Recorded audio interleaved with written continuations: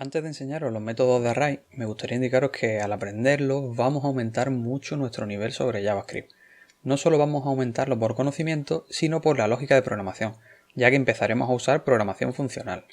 Es algo que nos va a ayudar a mejorar muchísimo y te voy a explicar el porqué en un momento. Para entender la programación funcional debemos tener en cuenta una cosa. Una función en JavaScript puede ser un valor, como puede ser un número, un string, un objeto, un array, pues también puede serlo una función, lo que nos permite adaptarla fácilmente. Así que bueno, de primeras tenemos aquí un array de personajes de Juego de Tronos con su ID, un nombre, la familia a la que pertenecen y la edad. Ahora digamos que queremos hacer un nuevo array o queremos filtrar esto por la familia a la que pertenece. Es decir, queremos crear un nuevo array con los Lannister que hay aquí en este array. Pues antes de conocer el método filter, esto lo podemos hacer con un bucle for normal de la siguiente forma. Declaramos un array vacío que sea, por ejemplo, Lannister, y vamos a hacer un bucle for que recorra el array de personajes de esta forma, y aquí pues pondremos un condicional que cuando llegue a personajes en la posición i y la familia sea igual a Lannister, que simplemente al array que tenemos de Lannister le haga un push de este personaje en la posición i. Esto realmente no funcionaría y vamos a verlo por consola que nos está trayendo aquí. Como vemos aquí en la consola nos aparece que está Jaime Lannister y está Cersei Lannister, por lo tanto esto funciona correctamente. Bien, ahora vamos a pasar de hacer esto a hacerlo con el método filter. Voy a dejarlo comentado un segundo para que veamos ahora la diferencia. Para empezar, el método filter nos va a crear ya un nuevo array, por lo que no necesitamos declararlo aquí vacío como hemos hecho anteriormente. Lo podemos declarar de la siguiente forma. Lannister es igual a personajes y aquí hacemos un filter. Y dentro de aquí es donde nosotros le vamos a decir ya la condición que queremos. Aquí podemos usar funciones flecha, función normal. Voy a hacerlo de las dos formas para quien no se sienta muy cómodo todavía usando arrow function. Y sería de la siguiente forma. Filter lo que acepta es una función como parámetro. Pues estas funciones que estamos mandando dentro de otras se llaman funciones de callback. Es decir, llamo a esta función que vuelve a llamar a esta otra. Así que lo que le decimos aquí es lo siguiente. Llamo a una función que puede llegar a tener hasta 3 parámetros. El valor, el índice y el array que estamos recorriendo. ¿Vale? De la siguiente forma. Valor, índice y array. Normalmente solo usamos el valor porque es lo obligatorio.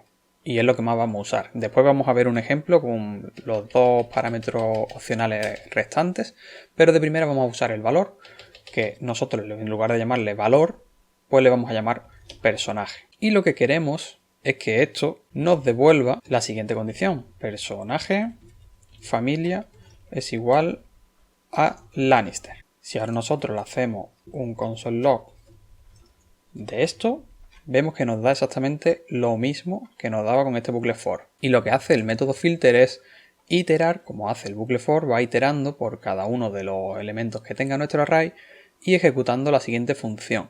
Si esta función nos devuelve true, lo va a incluir en el nuevo array, y si devuelve false, pues no va a incluirlo en ningún sitio, lo va a ignorar. Como os he dicho, esto también lo podemos pasar a una función flecha quedando de la siguiente forma. Lo voy a duplicar y lo único que tenemos que hacer es borrar la palabra function.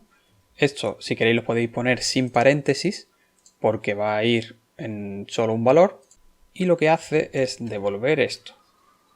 Nos podemos ahorrar incluso el return y ponerlo en una sola línea y nos quitamos también la llave, y aquí nos quedaría quitar este punto y coma que habíamos puesto aquí del return y lo vamos a guardar. Si yo ahora, por ejemplo, esto como está declarado lo voy a devolver aquí, voy a limpiar la consola y como vemos nos vuelve a dar exactamente lo que nos daba aquí, sin una función flecha, ¿vale? Solo que queda un poco más limpio, y las funciones flechas se idearon en principio para JavaScript por esto mismo, para ser usadas como funciones de callback. Como veis, es mucho más sencilla la sintaxis, sin return, sin function y todo en una línea. Y si recuerdas, te dije que al aprender esto vamos a mejorar muchísimo y te explico el porqué. Claramente se ve que vamos a usar menos código que cuando usábamos el bucle for. Y eso está muy bien, pero no es solo por eso. Es por el hecho de que vamos a necesitar menos lógica para escribir lo mismo, ya que no vamos a tener que preocuparnos ni de crear un nuevo array, ni de crear un bucle for, de iterar, de pasar esta condición, etc. La razón por la que vamos a necesitar menos lógica es porque lo estamos dividiendo en pequeñas funciones, que están destinadas cada una a hacer algo. Y cuando se juntan esas funciones, todas las piezas van encajando y devolviendo los resultados que queremos, lo que nos va a permitir reusar estas funciones que hemos escrito una vez por todo nuestro código. Este es el enorme potencial que nos da la programación funcional. Si, por ejemplo, para que lo veamos más claro, yo voy a sacar toda esta función de callback y la voy a mover aparte, ¿vale? Como hemos dicho, una función puede ser un valor, pues vamos a hacer lo siguiente. Vamos a decir que esto de aquí lo cortamos y dejamos solamente filter sin nada de momento. Y vamos a declarar aquí, como ya sabemos, esto lo podemos poner en una variable, al ser un valor, le vamos a decir que sea lo siguiente. Es Lannister y reciba un parámetro que es personaje y devuelva true o false. ¿Vale? Si yo le paso esto aquí, me da error porque no está inicializado antes, pero si lo pasamos así, voy a borrar ahora la consola para que lo veamos más claro.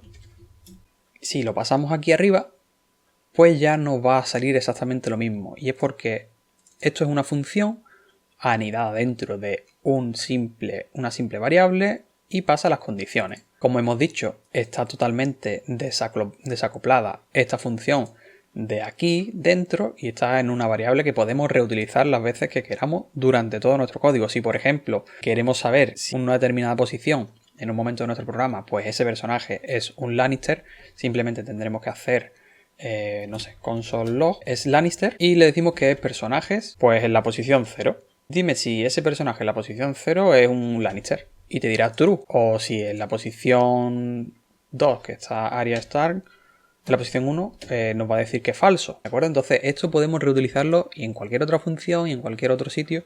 Y así vamos a ir ahorrando código, tiempo y posibilidad de error. Porque cuando una función ya devuelve correctamente y funciona correctamente, va a seguir funcionando igual, la uses donde la uses. Bien, ahora vamos a ver los parámetros opcionales que habíamos dicho para filter.